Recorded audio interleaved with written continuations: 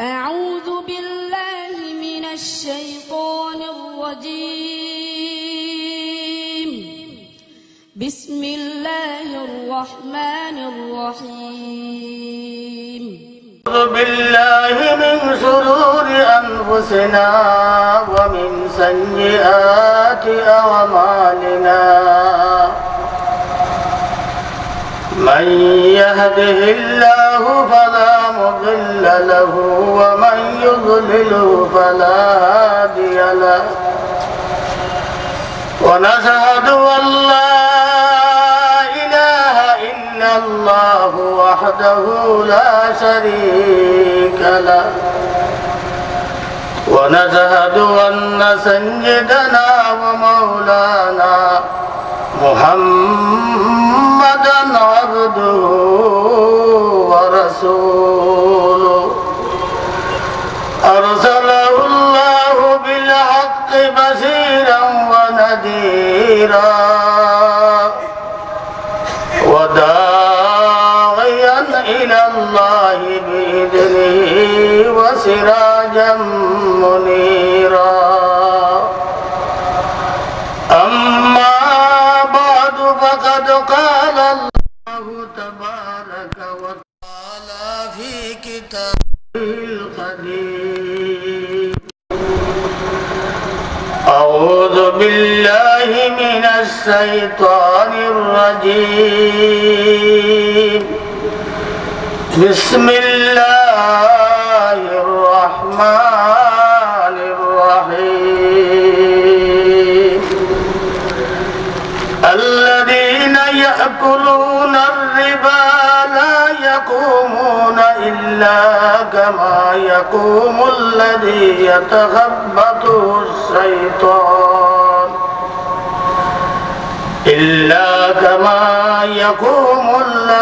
يتخبطه الشيطان من المس. ذلك بأنهم قالوا إنما البيع مثل الربا وأحل الله البيع وحرم الربا. فمن جاءه موعظة من ربه فانتهى فله ما سلف وأمره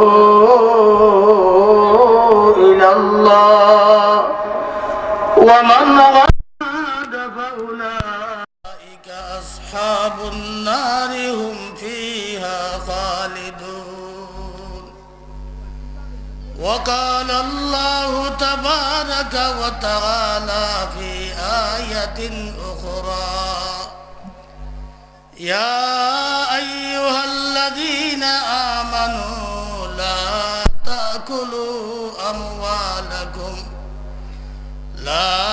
تأكلوا أموالكم بينكم بالباطل.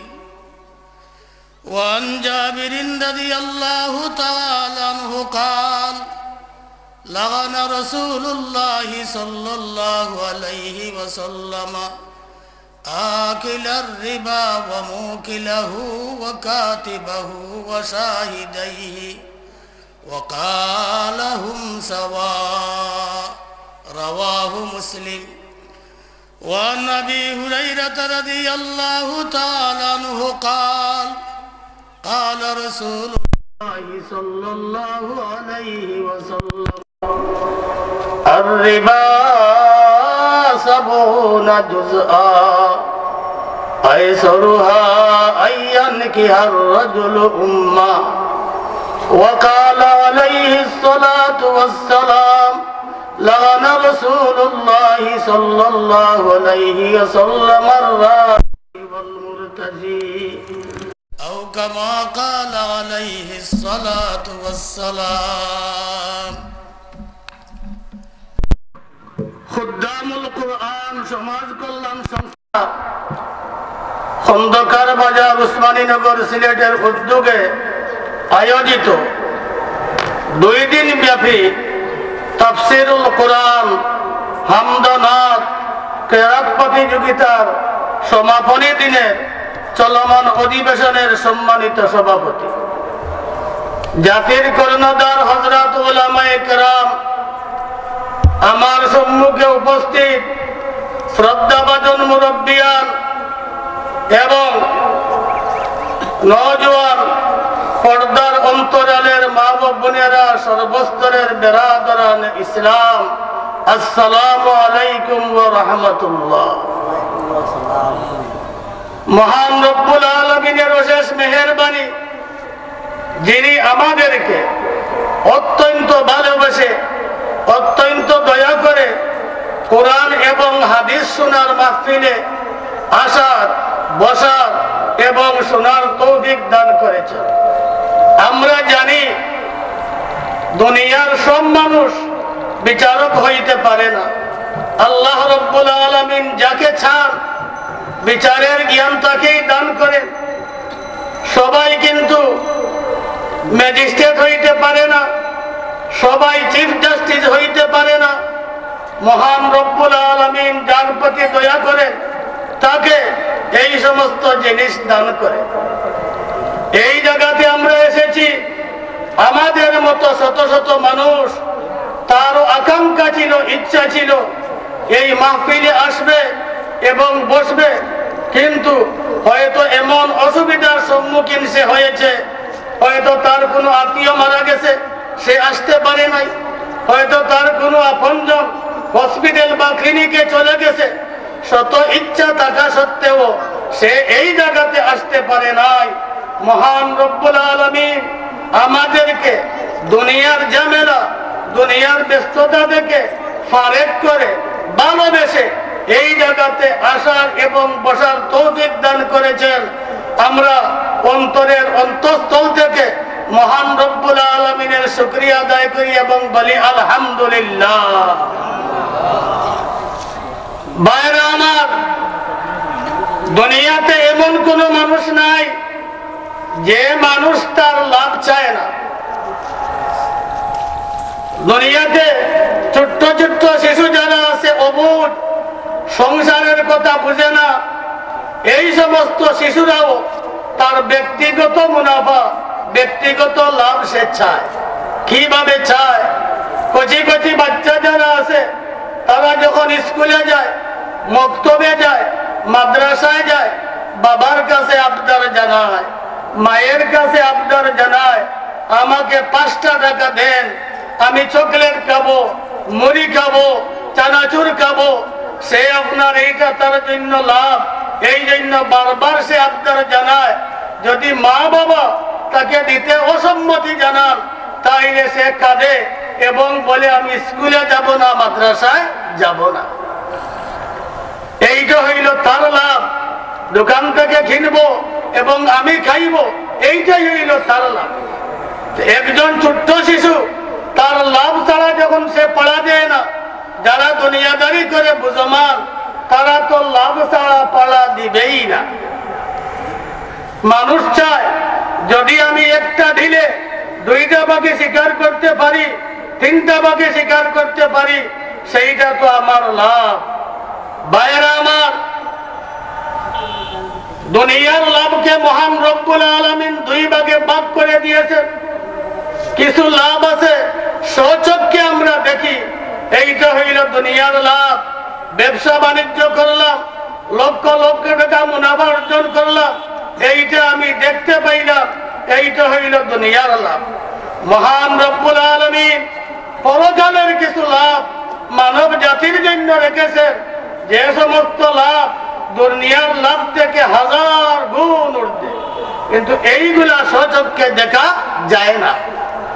যেমন রহমাতুল লিল আলামিন নবী মুহাম্মদুর রাসূলুল্লাহ সাল্লাল্লাহু আলাইহি সাল্লামের কলিজার টুকরা মেয়ে ফাতেমা রাদিয়াল্লাহু তাআলা আনহা নবীর খেদমতে আসলেন, নবীজিকে সালাম জানাইলেন, বাবাকে কোনো কিছু না বলিয়া আবার বাড়িতে ফিরিয়া গেলেন।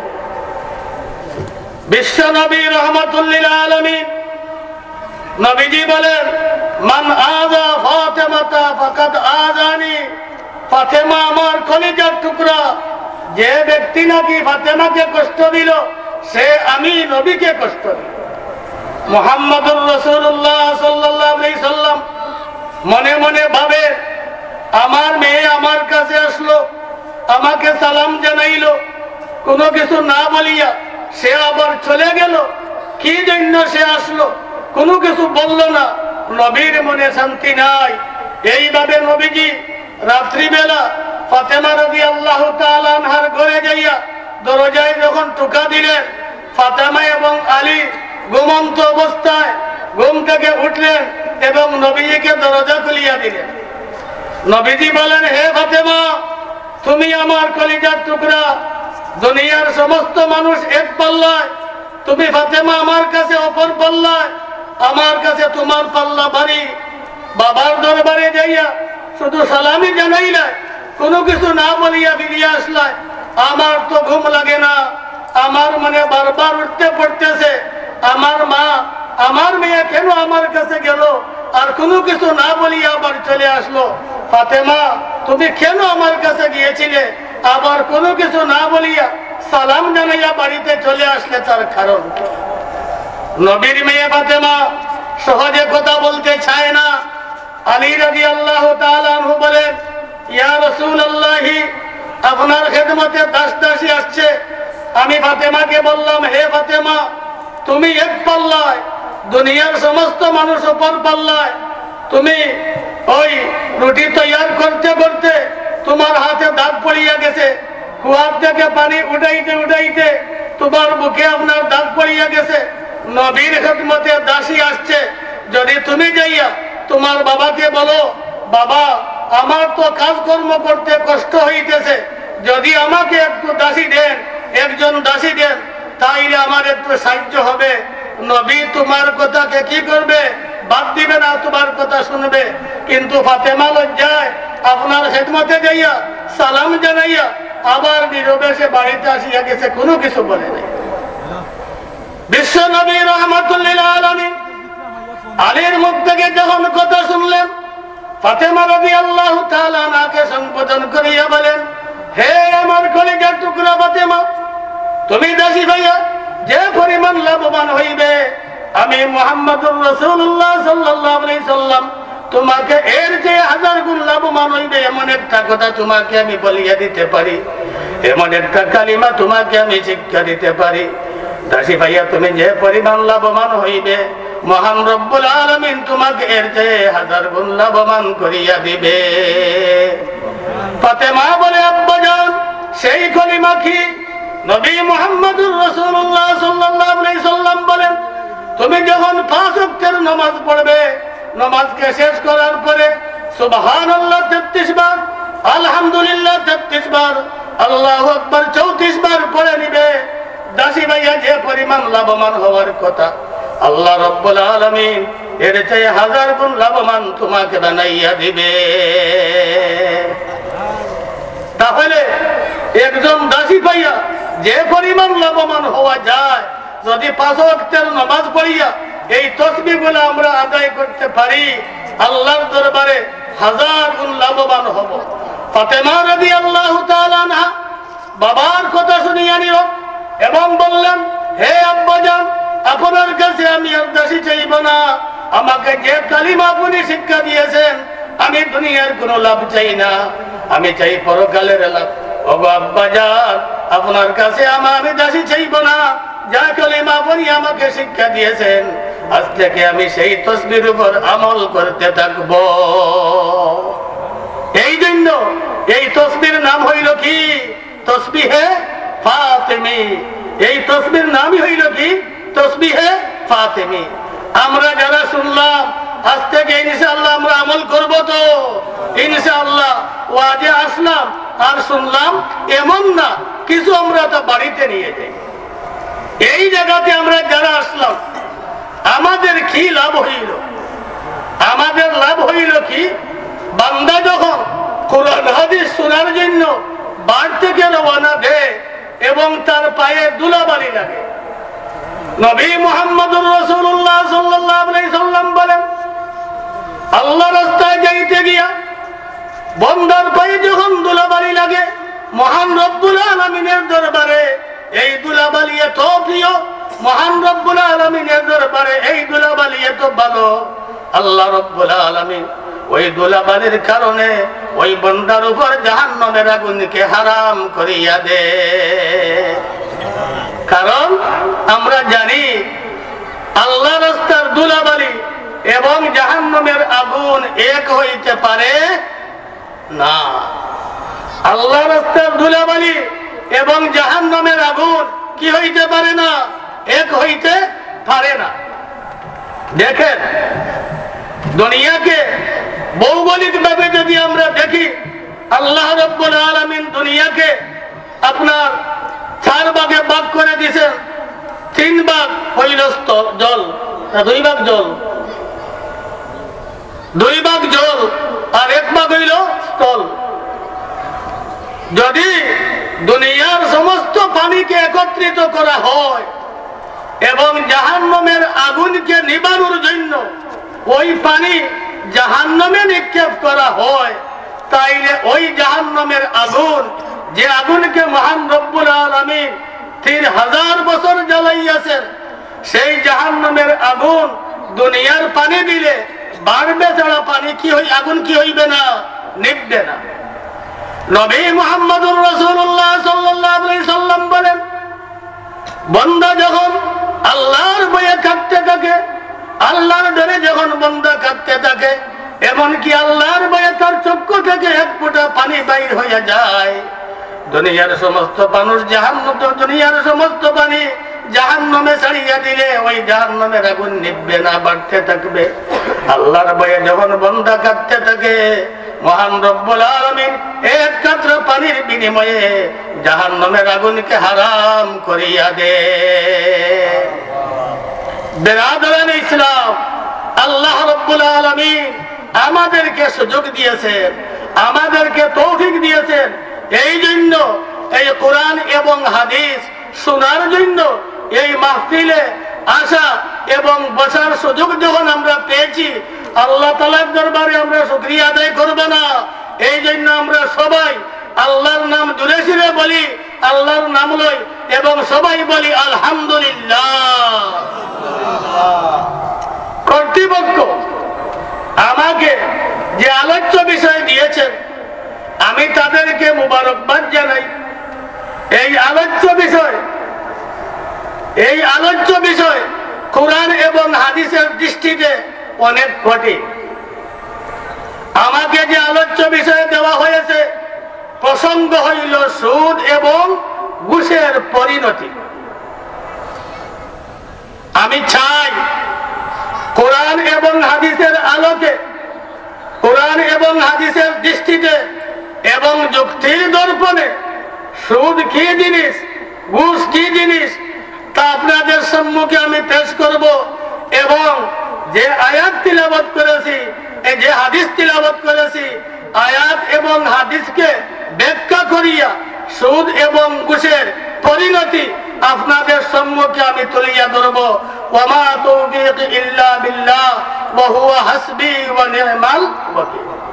বেরাদরান ইসলাম, সর্বপ্রথম আমাদেরকে বুঝতে হবে সুদ কাকে বলে, সুদের সংজ্ঞা কি। যদি সুদ কাকে বলে এইটা যদি আমরা বুঝতে না পারি, তাইলে তার পরিণতি বুঝে আসবে না। এইভাবে ঘুষ কাকে বলে যদি এইটা আমরা জানতে না পারি, তার পরিণতিও বুঝে আসবে না। আমার আবদার থাকবে, আপনি আলিম হন, আপনি কৃষক হন, আপনি সামাজিক কোনো কিছু হন, শিক্ষিত হন, যদি আপনি অবসর থাকেন তাইলে আপনারা সভা মঞ্চে চলে আসেন। যদি আপনারা শুনেন তাইলে উপকৃত হবেন, আর যদি আপনারা বুঝতে নাই পারেন তাইলে আমাকে তো দোয়া দিয়ে যেতে পারবে। আমার ব্যবসায়ী ভাইদের প্রতি আকুল আবেদন, আপনারা তো মাহফিলে আসতে পারবেন না, আপনাদের দোকান আছে, আপনাদের ব্যবসা বাণিজ্য আছে, তাইলে দোকানে বসে বসে আমার কথা যদি আপনারা শ্রবণ করেন, ইনশাআল্লাহ ফায়দা হবে, ফায়দা থেকে খালি নয়। সর্বপ্রথম আমাদের বোঝার প্রয়োজন সুদ কাকে বলে। কোরআন এবং হাদিসের ভাষায় সুদের নাম হইল রিবা। সুদের নাম হইল কি? রিবা। আর কোরআন এবং হাদিসের ভাষায় ঘুষের নাম হইল রিশওয়াত। সুদের নাম হইল রিবা, তাকে বাংলা ভাষায় বলা হয় সুদ। আর ঘুষের নাম হইল রিশওয়াত, তাকে বাংলা ভাষায় বলা হয় কি? ঘুষ। তাইলে সর্বপ্রথম আমাদের সুদের সংজ্ঞা জানার দরকার। সুদ কাকে বলে? কোন ব্যক্তিকে নির্ধারিত সময় দিয়ে ঋণ প্রদান করা। ভালোভাবে বুঝে নিবে। কোন ব্যক্তিকে নির্ধারিত সময় দিয়ে ঋণ প্রদান করা, এই শর্তে আমার এই ঋণের সাথে মূলধনের সাথে অতিরিক্ত মুনাফা দিতে হবে। আমার কথা বুঝে আসছে নাকি? কোন ব্যক্তিকে আপনি এই মর্মে ঋণ দিলেন, তোমাকে আমি 1000 টাকা দিলাম 1 বৎসরের জন্য, শতকরা প্রতি মাসে আমাকে 10 টাকা করে দিতে হবে। 1000 হইল আপনার মূলধন। নির্ধারিত সময় কতদিন? বুঝে থাকলে বলেন। নির্ধারিত সময় কতদিন? 1 বৎসর।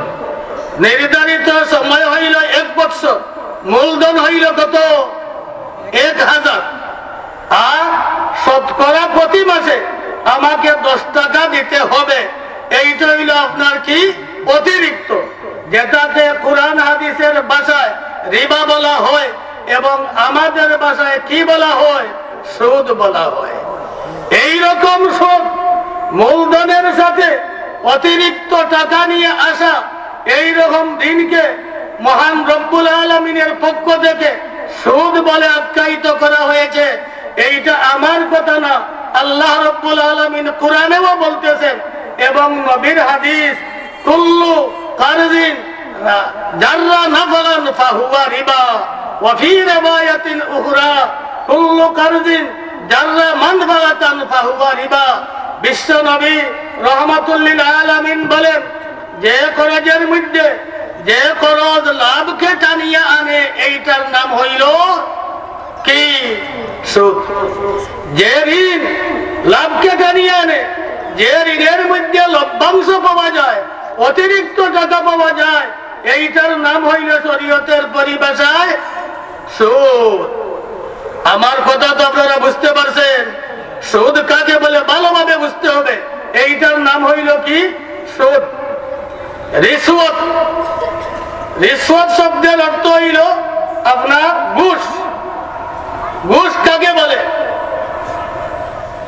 গ্রামের বড় বিচারক অথবা সমাজের দায়িত্বশীল মানুষ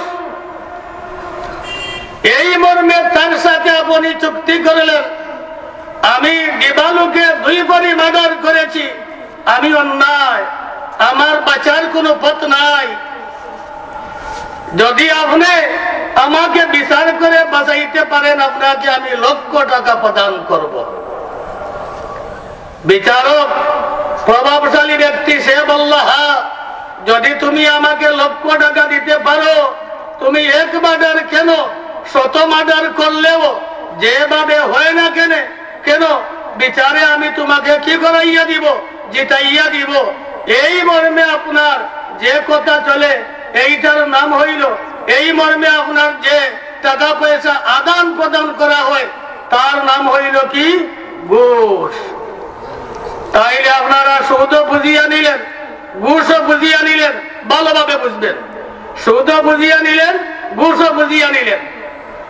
একজন প্রশ্নকারী প্রশ্ন করল, মোল্লারা বলে ঘুষ হারাম, ঘুষ হারাম কেন হবে? এইটা তো হাদিয়ার সমতুল্য। মোল্লারা মুন্সিরা মানুষের বাড়িতে যায়, দোয়া কালাম পড়ে, আবার কিছু হাদিয়া নিয়ে আসে।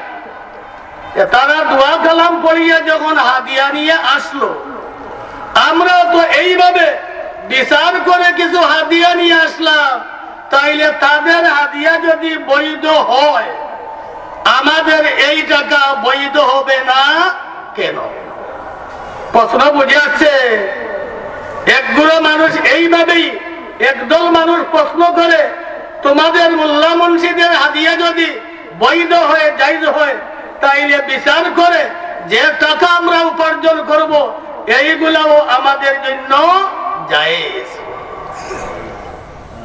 তাইলে আমি এখন আপনাদেরকে বুঝাইয়া দিতে চাই, তার মাথায় বেঙ্গুল উঠেছে, সে আপনার তফাৎ ডিফারেন্স যেগুলো আছে এইগুলো আপনার তফাৎ করতে পারতেছে না।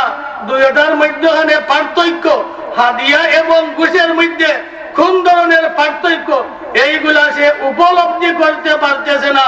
এই জন্য এই হাদিয়ার সাথে ঘুষকে মিলাইতেছে। হাদিয়া যেরকম জায়েজ, ঘুষও সেই রকম জায়েজ। তাইলে আবার আপনারা দেখেন, ঘুষের মধ্যে হইল দুইটা জিনিস। একটা হইল আমি দিবালুকে মার্ডার করলাম, আমি অন্যায়। কথা বুঝে আসছে? দিবালুকে আমি মার্ডার করলাম, আমি অন্যায়। আমি অন্যায়ের পক্ষে একজন বিচারককে, একজন প্রভাবশালীকে নিলাম, তোমাকে আমি 1 লক্ষ টাকা দিব। এই জায়গায় দুইটা কথা। এক তো আমি হইলাম অন্যায়, আমার পক্ষে রায় দিতে হবে। 2 নম্বর হইল, যদি আমার পক্ষে রায় দেওয়া হয় আপনাকে 1 লক্ষ টাকা প্রদান করা হবে। কয়টা শর্ত? 2টা। একটা হইল অন্যায়ের আশ্রয় নেওয়া, 2 নম্বর হইল নির্ধারিত টাকার ওয়াদা করা। মোল্লারা যখন আপনাদের বাড়িতে যায়, দোয়া কালাম পড়ে, আচ্ছা কোন ব্যক্তি এই কথা বলে যে আমি আপনাকে দিয়া দোয়া করাইতেছি, আপনি দোয়া করিয়া আমার বাবাকে জাহান্নামে পাঠাইয়া দিবে, এইটা কেউ বলে? আপনি দোয়া করবেন, এই জন্য আপনাকে আমি আনলাম।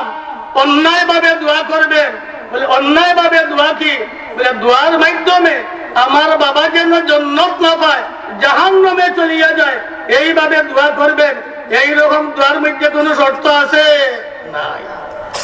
তাইলে ঘুষের মধ্যে প্রথম শর্ত হইল আমি অন্যায়, অন্যায়ের পক্ষে আপনি কি করবেন? রায় দিবেন। আপনি যখন মোল্লাদেরকে দাওয়াত দিলেন, এইরকম কোন শর্ত না যে দোয়া করিয়া অন্যায় ভাবে আমার বাবাকে আপনি জাহান্নামে পৌঁছাইয়া দিবেন, এমন কোন সন্তান দুনিয়ার বুকে পাওয়া যায় না। 2 নম্বর, আপনি যখন মোল্লা মুন্সিকে দাওয়াত দিলেন, দোয়া কালাম পড়লো, ওই জায়গাতে কোন টাকার চুক্তি আছে? বলে আপনি আমার বাড়িতে আসবেন এবং আপনি দোয়া করবেন, আপনাকে আমি এত টাকা দিব, এইরকম কোন চুক্তি আছে? না, কোন চুক্তি নাই। সবে বরাত, সবে কদর, বিভিন্ন দোয়া আছে, এইভাবে আপনার সবাইকে নেওয়া হয়, আলিম উলামাদেরকে নেওয়া হয়। এইরকম আপনার যে ব্যক্তি দোয়া করায় তার পক্ষ থেকে টাকার কোন চুক্তি নাই। তাইলে সুদের সাথে যদি আপনার হাদিয়ার তুলনা করা হয়, তাইলে বোঝা গেল তার মাথায় বেঙ্গুল বাসা করছে। আপনার হাদিয়ার সাথে সুদের কি করতে আছে? উদাহরণ দিতে আছে। এইরকম হাদিয়া হইল বৈধ, এই হাদিয়ার মধ্যে অবৈধ কোনো শর্ত নাই, এই হাদিয়ার মধ্যে টাকারও কোনো পরিমাণ নাই। সুতরাং হাদিয়া এবং ঘুষ দুইটার মধ্যে ডিফারেন্স হইল কিনা? যে সমস্ত মানুষ বলে হাদিয়া যদি বৈধ হয়, হাদিয়া যদি জায়েজ হয়, তাইলে আমাদের ঘুষ জায়েজ হইবে না কেন? তাদের মতো পাগল এই দুনিয়াতে আর কোনো মানুষ হইতে পারে না, ঠিক কিনা? 2, এইটা হইল সুদ। তাইলে বুঝেন, ঘুষের মধ্যে একদল পাগল বলে সুদ, সুদের মধ্যে একদল পাগল বলে সুদ অবৈধ কেন হবে? সুদ আর ব্যবসা উভয় সমান। আমার কথাটা ভালোভাবে বুঝবেন। তারা বলে সুদ আর ব্যবসা উভয়টা সমান। বলে কিভাবে সমান? আমি সুদ দিলাম 1000, শতকরা লাভ করবো আমি প্রতি মাসে কত টাকা? বলেন না, 10 টাকা। প্রতি মাসে আমার লভ্যাংশ হইবে 10 টাকা। ব্যবসার মধ্যে 100 টাকার মাল ব্যবসায়ী আপনার খরিদ করলো, আবার 100 টাকার মালকে 110 টাকা এসে বিক্রি করিয়া দিল, তার 10 টাকা লাভ হইল। এই লাভ যদি বৈধ হয় তাইলে 100 টাকায় আমি যদি 10 টাকা পাই, তাইলে আমার এই লাভ বৈধ হইবে না কেন? প্রশ্ন বুঝতে হবে প্রথমে, এরপরে এলো প্রশ্নের জবাব। তাইলে ব্যবসায়ী 100 টাকায় 10 টাকা লাভ হইলে এইটা যদি আপনার বৈধ হইয়া থাকে, তাহলে আমার 100 টাকায় 10 টাকা যদি আমাকে লাভ দেওয়া হয়, এইটা বৈধ হইবে না কেন? বৈধ হইবে না কেন? আমি আপনাদেরকে বুঝাইতে চাই, তার মাথায়, তার দেমাগে, তার মগজে, তার বেইনে পাগল বাসা করেছে, তার বেইনে পাগল বাসা করেছে। কোথায় সুদ আর কোথায় ব্যবসা? দেখেন, আমি আগে সুদের সংজ্ঞা বলেছি, সুদের মধ্যে সময়সীমা নির্দিষ্ট আছে কিনা? জোরে বলেন। নির্দিষ্ট আছে 1 বছর। তোমাকে আমি 1000 টাকা দিলাম, আমার এই টাকা আদায়ের সময়সীমা 1 বছর। ব্যবসার মধ্যে ব্যবসায়ী যখন ব্যবসা করে, তার ব্যবসার মধ্যে নির্দিষ্ট কোন সময়সীমা আছে? মালটা যখন আনে, এই মালটা আপনার 1 সপ্তাহে তার চলিয়া যাইতে পারে, 1 মাসও লাগতে পারে, 1 সপ্তাহ লাগতে পারে, 2 মাসও লাগতে পারে, 1 দিনও তার মাল শেষ হইয়া যাইতে পারে। এই জায়গাতে নির্দিষ্ট কোন সময়সীমা নাই। সুদের মধ্যে সময়সীমা নির্দিষ্ট, ব্যবসার মধ্যে সময়সীমা কিনা নির্দিষ্ট না, এক পার্থক্য। 2 নম্বর পার্থক্য হইল, সুদের মধ্যে লভ্যাংশ নির্দিষ্ট আছে কিনা? নির্দিষ্ট আছে। 100 টাকায় আমাকে কত টাকা দিতে হবে? জোরে বলেন। 10 টাকা। যদি আপনারা বলেন তাইলে বোঝা গেল আমার কথা আপনাদের স্মরণ আছে। 100 টাকায় আমাকে কত টাকা দিতে হবে? 10 টাকা, নির্ধারিত 10 টাকা। ব্যবসায়ী যখন বাজারে আপনার মালটা নিয়ে আসলো, একই মাল দোকানদার বেচতে আছে 110 টাকা, একই মাল অন্য দোকানদার বিক্রি করতে আছে 105 টাকা, একই মাল অন্য দোকানদার বিক্রি করতে আছে 102 টাকা। যে 102 টাকা বিক্রি করতে আছে, সে ভাবলো আমার এই মালটা শেষ হইয়া গেছে, অতিরিক্ত মুনাফার কোনো প্রয়োজন নাই, আমি 2 টাকা মুনাফায় আমার মালটাকে আমি কি করিয়া দিব? বিক্রি করিয়া দিব। আমার 2 টাকা মুনাফায় আমি এই মালটাকে কি করিয়া দিব? বিক্রি করিয়া দিব। কেহ আপনার 2 টাকা মুনাফায় বিক্রি করিয়া দিল, কোন ব্যবসায়ী 5 টাকা মুনাফায় বিক্রি করিয়া দিল, কোন ব্যবসায়ী 10 টাকা মুনাফায় কি করিয়া দিল? বিক্রি করিয়া দিল। এই জায়গাতে লভ্যাংশ যেটা আছে, মুনাফা যেটা আছে, সমান না বেশ কম? সমান না বেশ কম? বেশ কম। কোন ব্যবসায়ী 10 টাকা লাভ করতেছে, আবার কোন ব্যবসায়ী 5 টাকা লাভ করতেছে, আবার কোন ব্যবসায়ী 2 টাকা লাভ করতেছে। তার মুনাফা লাভের যে অংশ, এইটা সমান না বেশ কম?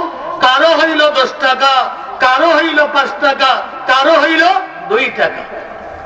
সুদখোর সুদের পয়সা যখন দেয়, তাইলে তার মুনাফা অতিরিক্ত যে টাকা আছে, এই টাকা আপনার কমতে পারবে না। শতকরা আমাকে 10 টাকা দিতেই হবে, 5 টাকা দিলে মানব না, 2 টাকা দিলে মানব না। তাইলে ব্যবসার মধ্যে যে মুনাফা হয়, এই মুনাফার নির্দিষ্ট সময়সীমা নাই। আর এই মুনাফার মধ্যে বেশ কম হইতে পারে, কারো 10, কারো 5, কারো 2। কিন্তু সুদখোর যে আছে, এই সুদখোরের ব্যবসার মধ্যে তার যে মুনাফা, লভ্যাংশ যেটা আছে, এইটা কখনো বেশ কম হইতে পারে না। সুতরাং ব্যবসার যে লাভ আর সুদের যে লাভ, এই ব্যবসার লাভ আর সুদের লাভের মধ্যে ডিফারেন্স আছে কিনা? জোরে বলেন, ডিফারেন্স আছে কিনা? আছে। সুদখোর বলেন, তোমাকে আমি সুদ দিয়ে দিলাম, আমার 1 বছর পরে প্রতিশোধ করায় তুমি আমাকে 10 টাকা করিয়া দিতে হবে। বাবা এসে নিয়ে গেল, বাবা মারা গেল, তার ছেলে আছে, ওই ছেলেকে বলে, তোমার বাবাই আমার সুদকে পরিশোধ করতে পারে না, 1 বছর চলিয়া গেছে, এই দ্বিতীয় নম্বরের প্রথম মাস থেকে আমার সুদের হার বাড়িয়া গেল, আমি প্রথম বছরে 10 টাকা তোমাকে সুদ দিয়ে অতিরিক্ত দিয়েছিলাম, এই বছর থেকে শতকরা আমাকে 20 টাকা দিতে হবে। মেয়াদ ছিল 1 বছরে, 1 বছরের ভিতরে যদি আদায় করিয়া দাও তাইলে 100 টাকায় লাভ দেওয়া হবে কত টাকা? 10 টাকা। আর যদি এই বছর তুমি আদায় করতে না পারো, আগামী বছর চলিয়া আসে, তাইলে 100 টাকায় কত টাকা দিতে হবে? 20। এইটাকে বলা হয় চক্রবৃদ্ধি সুদ। একটা হইল সুদ, আর এইটাকে বলা হয় চক্রবৃদ্ধি সুদ। এইটা আমাদের দেশে আছে কিনা? আমাদের দেশের ব্যাংক, আমাদের দেশের সরকারি যা কিছু আছে, এই জায়গাতে আপনার সুদও আছে, চক্রবৃদ্ধি সুদও আছে। তাইলে বোঝা গেল এই যে আমরা সুদের যে টাকা, মানুষ মরিয়া যাইতে পারে কিন্তু সুদের টাকা মরতে পারে না। একটা পার্থক্য। 2 নম্বর পার্থক্য সুদ এবং ব্যবসা। সুদ কাকে বলে এবং ব্যবসা কাকে বলে, 2 নম্বর পার্থক্য। 2 নম্বর ব্যবসা। সুদের মধ্যে কোনদিন মানের ঘাটতি হয় না। বিশ্ব নবী রাহমাতুল্লিল আলামিন, নবীর আগে বড় বড় যুগে আরবের মানুষেরা সুদ দিত।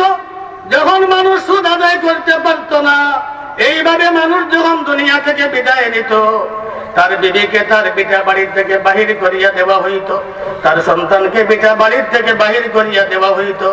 বলতো, তোমার বাবা আমার কাছ থেকে সুদ নিল, আমার সুদকে পরিশোধ করতে পারে নাই, হে ছেলে, আজ বাড়ি থেকে তুমি চলিয়া যাও, ওই বাড়ি আমাকে দিতে হবে। হে বিধবা মহিলা, তোমার স্বামী আমার কাছ থেকে সুদ নিল, তোমার স্বামী তার জীবন দশায় আমার সুদকে পরিশোধ করতে পারে নাই, আজ তুমি বাড়ি ছাড়ো, তোমার ঘর ছাড়ো, আমি তোমাকে আর বাড়িতে থাকতে দিব না। এইরকম ছিল বর্বর যুগের নিয়ম। মানুষ সুদ নিত, যখন সে সুদ দিতে পারে নাই, এমনি ভাবে দুনিয়া থেকে বিদায় নিল। বিবি বিধবা, বাচ্চা অসহায় এতিম, তাকে বাড়ির থেকে বাড়ি হারা, ঘর হারা, সবকিছু করিয়া ওই বিধবা মহিলা, এই এতিম বাচ্চা গাছের নিচে, রাস্তাঘাটে, পাহাড়ের চূড়ায় বসবাস করে। রাহমাতুল্লিল আলামিন যখন দেখলেন বিধবা মহিলা যার যার করিয়া কানতে আছে, এতিম বাচ্চারা কানতে আছে, তার চোখের পানিয়ে বুক ভাসিয়া যাইতে আছে, মহান রব্বুল আলামিন বিশ্ব নবী রাহমাতুল্লিল আলামিনকে জানাইয়া দিলেন, ও নবী মুহাম্মদ সাল্লাল্লাহু আলাইহি সাল্লাম, এই সমস্ত বিধবা মহিলার ক্রন্দন আমি রব্বুল আলামিন সহ্য করতে পারি না, এই সমস্ত এতিম অসহায় বাচ্চাদের ক্রন্দন আমি সহ্য করতে পারি না। যে সমস্ত মানুষ ওই সুদের কাজ করে, যে সমস্ত মানুষ সুদ খায়, আমি রব্বুল আলামিন তাদের পক্ষে আয়াত নাযিল করিয়া দিলাম, আমি রব্বুল আলামিন আজ থেকে কিয়ামত পর্যন্ত চিরতরে আমি সুদকে হারাম করিয়া দিলাম। তাহলে আপনি মরিয়া যাইতে পারেন, আমার সুদের, তার সুদের যে টাকা আছে 100 টাকায় 10 টাকা দিতে হবে, এইটা হইল সুদ। যদি প্রথম বছর চলিয়া যায়, দ্বিতীয় বছর আসে, তাইলে এখন আর 10 টাকা দিলে চলবে না, শতকরা কত দিতে হবে? 20 টাকা, যেটাকে চক্রবৃদ্ধি সুদ বলা হয়। সে বলে, হে মালিক, তুমি দুনিয়া থেকে বিদায় নিতে পারো, তুমি মরিয়া যাইতে পারো, আমার সুদ, আমার চক্রবৃদ্ধি সুদ, তা কখনো মরতে পারে না। মানুষের উপর জুলুম কিনা? যে এতিম অসহায় মানুষ, যে বিধবা মহিলা, 10 টাকা দেওয়ার মতো তার কি নাই, সামর্থ্য নাই, সেই বর্বর যুগের বিচারক যারা আছে, প্রভাবশালী যারা আছে, তারা বিচার করতে আসে এবং বলে, যেভাবেই হয় না কেন তুমি মরতে পারো, তার আপনার মূলধন এবং লাভ কখনো মরতে পারে না। যেভাবে হোক তোমার বিঘা বাড়ি বিক্রয় করিয়া তার টাকাকে পরিশোধ করতে হবে। এমন মুহূর্তে মহান রব্বুল আলামিন মানুষের দুর্দশা দেখিয়া মহান রব্বুল আলামিন বিশ্ব নবী রাহমাতুল্লিল আলামিনের উপর ওই সুদের আয়াতকে নাযিল করিয়া দিলেন। আল্লাযীনা ইয়াকুলুনার রিবা, ওই সমস্ত মানুষ যারা সুদকে গ্রহণ করে, ওই সমস্ত মানুষ যারা সুদ খায়, লা ইয়াকুমুনা ইল্লা কামা ইয়াকুমুল্লাযী ইয়াতাখাব্বাতুহুশ শাইতানু মিনাল মাস। কাল কিয়ামতের দিন কবর থেকে সে পাগল বেশে উঠবে। তার শর্টকাট অর্থ হইল সে কবর থেকে পাগল বেশে উঠবে। পাগল আবার দুই প্রকার, স্বাভাবিক পাগল, রাস্তায় হাঁটাচলা করে, এলোমেলো করে না। আর একদল পাগল আছে আপনার জিনে যাকে স্পর্শ করিয়া পাগল বানাইয়া দিছে, সে পাগল। সে রাস্তায় যখন হাঁটাচলা করে ডান দিকে লাগায়, বাম দিকে লাগায়, শব্দ করে, চোখকে বড় করে, উঁচা করে, আবার নিচা করে, আবার চিৎকার করে। এইটা হইল বড় পাগল, জিনে স্পর্শ করেছে। আল্লাহ তাআলা বলতেছেন স্বাভাবিক পাগলের মতো কবর থেকে উঠবে না, সুদখোর কিয়ামত দিবসে এমন পাগলের বেশে কবর থেকে উঠবে যে পাগলকে জিন কি করেছে? স্পর্শ করেছে। লা ইয়াকুমুনা ইল্লা কামা ইয়াকুমুল্লাযী ইয়াতাখাব্বাতুহুশ শাইতানু মিনাল মাস। কেন সে কবর থেকে পাগল বেশে উঠবে? কেন? আল্লাহ বলতেছেন ওয়াযালিকা, কারণ হইল এই, কালু ইন্নামাল বাইউ মিসলুর রিবা, তারা বলে সুদ এবং ব্যবসা দুইটার ধরন হইল এক। ব্যবসার মধ্যে লাভ যেরকম বৈধ, সুদের মধ্যে লাভটা হইল কি? বৈধ। এই জন্য আল্লাহ রাব্বুল আলামিন কবর থেকে পাগল বেঁচে উঠাইবে। দেখেন তারা বলতেছে শুধু বর্বের যুগের আপনার জাহিল যারা ছিল তারাও বলে, বর্তমান যুগের আপনার ইসলাম বিদ্বেষী যারা আছে, যেমন পশ্চিমা দেশ, তাদেরও কথা হইল ব্যবসা যদি হালাল হইয়া থাকে তাইলে সুদও কি হালাল। নাউযু বিল্লাহি মিন যালিক। যদি এমন ভাবে তাদের যুক্তি হয়, আমি আপনাদের কাছে দুইটা কথা তুলে ধরতে চাই, বুঝে থাকলে উত্তর দিবেন। যুক্তি সব জায়গায় যুক্তি করলে যুক্তি সঙ্গত হতে হবে। যুক্তি যদি আপনার যুক্তি সঙ্গত না হয়, আরবিতে এইটাকে বলা হয় কিয়াস মাল ফারিক। যেমন একজন মানুষ 30 হাত গভীর একটা কুয়া আছে, ওই কুয়াতে পড়িয়া গেছে, সে কুয়ার নিচে আছে, ওই কুয়ার গভীরে যাইয়া শব্দ করিয়া চন্দন করতে আছে, কে আসো গো, আমাকে কুয়ার থেকে বাঁচাও, আমি তো পড়ে গেলাম, এই জায়গাতে কোনো মাইয়া নেই, ওই জায়গাতে কোনো সিঁড়ি নেই, আমি কুয়ার থেকে উঠতে পারবো না, আমাকে বাঁচাও, আমাকে বাঁচাও। মানুষ শব্দ শুনিয়া যখন কুয়াতে চলিয়া গেল, গিয়া দেখলো 30 হাত গভীর একটি কুয়া, ওই কুয়ার নিচে একজন মানুষ পড়িয়া ক্রন্দন করতে আছে। তারা ভাবলো যদি 30 হাত লম্বে একটা রশি আমরা আনি, আর একটা মাথা একটা দিক তার কাছে আমরা চালিয়ে দেই, ওপর দিকটা আমাদের হাতে রাখি, আর এইভাবে আমরা রশিদে দড়িয়া টান দেই, আর সে দড়িয়া নেই, তাইলে এই কুয়ার গভীর থেকে তাকে আমরা কি করতে পারবো? বাঁচাইতে পারবো, আমরা তাকে পারে উঠাইতে পারবো। এইটা যুক্তিসঙ্গত কথা। আরেকজন মানুষ মইনি আম গাছে উঠিয়া গেল, 15 থেকে 20 হাত উপরে গাছ, মইনির আম গাছে উঠিয়া গেল, কৃষক ব্যক্তি মইটা নিয়ে গেল। এখন সে কিন্তু গাছ বাবা জানে না, সেই জায়গাতে বসিয়া ক্রন্দন করতে আছে, আমি তো মইর মাধ্যমে আম গাছে উঠলাম, এক ডাল থেকে আরেক ডালে উপরে আমি গেলাম, এখন তো আমি নামতে পারি নাই, যেভাবে হয় আমাকে নামাইতে হবে। ওই কুয়ার থেকে যারা রশি দিয়া ওই ব্যক্তিকে উঠাইয়াছিল, তারা বলল হ্যাঁ, তোমাকে আর ক্রন্দন করতে হবে না, তোমার চিন্তার কোনো কারণ নাই, কিভাবে তোমাকে নামাইতে হয় তা আমাদের কি আছে? জানা আছে। বলে আমরা তোমার কাছে একটা রশি দিয়া দিব, ওই রশির কিনারায় তুমি ধরবে, নিচ থেকে আমরা টান দিব, আর তোমাকে নিচে নামাইয়া দিব। যদি এই রকম যুক্তি করে তাইলে এই ব্যক্তি বাঁচবে না মরবে? তাহলে ব্যবসা যেরকম হালাল, ব্যবসার মুনাফা যেরকম হালাল, সুদের মুনাফা হালাল, এই রকম যে সমস্ত সুদখোররা বলে তারা পাগল ছাড়া আর কোনো কিছু হইতে পারে না। মহান রব্বুল আলামিন তার পবিত্র কালামে বলেন, লা ইয়াকুমু ইল্লা কামা ইয়াকুমুল্লাযী ইয়াতাখাব্বাতুহুশ শাইতানু মিনাল মাস ওয়া যালিকা বিআন্নাহুম ক্বালু ইন্নামাল বাই'উ মিসলুর রিবা ওয়া আহাল্লাল্লাহুল বাই'a ওয়া হাররামার রিবা। তাহলে দেখা যায় সুদখোর যারা আছে ব্যবসার সাথে সুদকে আপনার তুলনা করে যুক্তি কাটায়। এইরকম যদি হয় তাইলে তাদের কাছে আমার একটা প্রশ্ন, দেখেন মহান রব্বুল আলামিন এই দুনিয়াতে দুই জাতের মানুষকে সৃষ্টি করেছে। এক জাতের নাম হইল নর, অপর জাতের নাম হইল কি মাদা, অর্থাৎ নারী এবং পুরুষ। নারী আর কি পুরুষ। নারীর দেহের মধ্যে আল্লাহ রাব্বুল আলামিন এমন অঙ্গ দিয়েছেন যা পুরুষের দেহের মধ্যে নাই, বডির মধ্যে নাই। কথা ঠিক কিনা?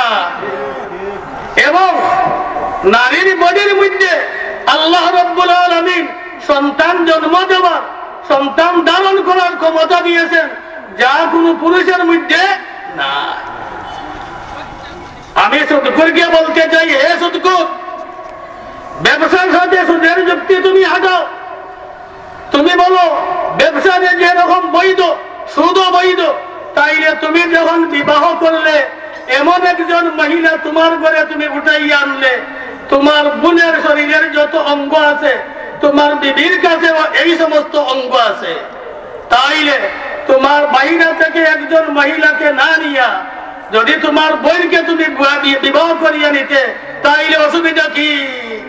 ব্যবসার সাথে সুদের যদি যুক্তি কাটাও, বাহিরা টাকা থেকে বিবাহ করিয়া একজন মহিলাকে টাকা খরচ করিয়া তোমার ঘরে আনবে। এই রকম কেন? এই তোমার বিবির দেহে যে সমস্ত অঙ্গ আছে এইগুলা তোমার বোনের বডিতে আছে, তাইলে তুমি বোনকে বিবাহ করিয়া নেও। এইরকম কোন সুদখোর করবে? তাইলে যুক্তি কিয়াস মাল ফারিক হইতে হবে। যে জায়গাতে যুক্তি কাটে সেই জায়গাতে যুক্তি কাটাইতে চায়। এই জন্য যারা সুদখোর আছে ওরা করে কি, ব্যবসা এবং সুদ উভয়টাকে একত্রিত করার জন্য তারা বলে ইন্নামাল বাই'উ মিসলুর রিবা ওয়া আহাল্লাল্লাহুল বাই'a ওয়া হাররামার রিবা।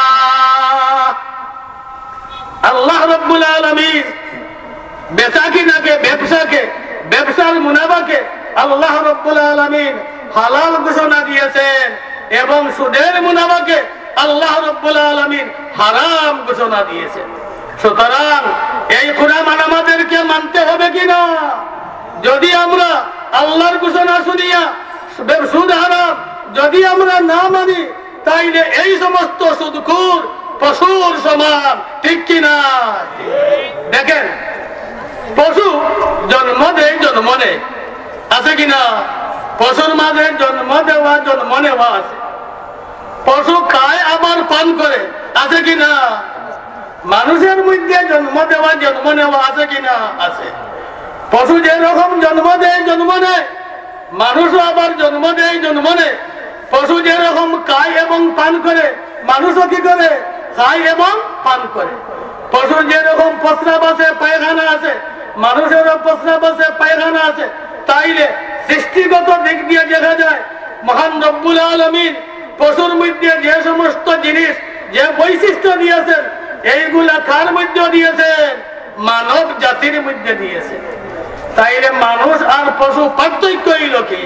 পার্থক্য এইটা, আমি রব্বুল আলামিন 23 বার কুরআন নাযিল করেছি, আমি রব্বুল আলামিন বিধানের আয়াত নাযিল করে দিয়েছি, আমি রব্বুল আলামিন সুদকে হারাম করে দিয়েছি। ও আমার বান্দারা, যে সুদকে হারাম মনে করবে না, যে সুদকে হালাল মনে করবে, তোমার জন্ম, তোমার কর্ম, তোমার খাওয়া, তোমার পেশাব পায়খানা, তুমি হইলে পশুর মতো, তুমি পশুর চেয়ে আরো নিকৃষ্ট। হে আমার বান্দারা, তোমরা যদি আমার কালামকে মানো, এই সুদকে তোমরা হারাম মনে করো, হারামকে তোমরা হারাম মনে করো, হালালকে তোমরা হালাল মনে করো, তাইলে তোমরা হইবে আশরাফুল মাখলুকাত, সৃষ্টির সেরা জীব। আমি রব্বুল আলামিন তোমাদের জন্য জান্নাত তৈরি করে রেখেছি।